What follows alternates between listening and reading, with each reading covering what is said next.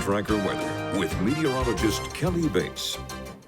Hey, good evening. Welcome back. A warmer day today than yesterday. Take a look at Norwood. The doorstep of 80 for the high temperature today, which we also matched in Boston. Made it to 76 in Smithfield, matched that here in Providence, and even 77 as we take a look at North Kingstown. Along coastal areas, another day in the 70s, and we topped out at 68 degrees out on Block Island. So we're all above our average high, which for Providence is 67 degrees for this date.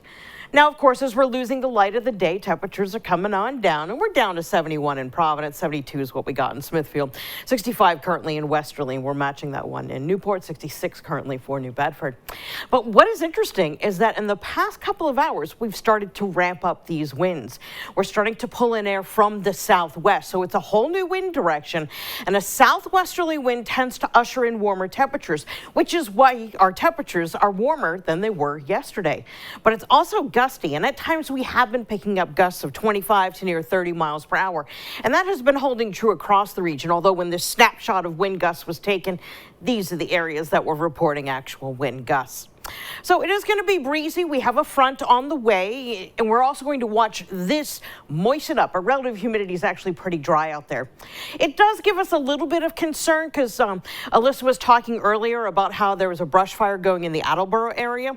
It is super dry. We've got relative humidity 20-25% up here, and we also have, again, those occasionally gusty winds. So that is going to be a situation to watch until we can get some rain in here. As of now, we do need rain to help keep us out of a drought situation, and our drought monitor does show us in a moderate drought situation through a good portion of South County and right across the bay.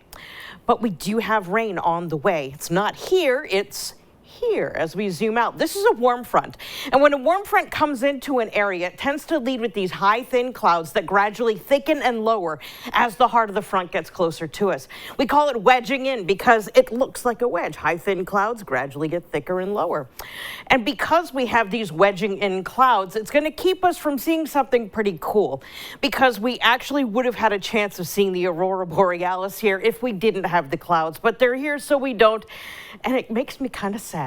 But anyway, as we go through overnight tonight, the rain will be here, all associated with this front, and some of it may be heavy at times.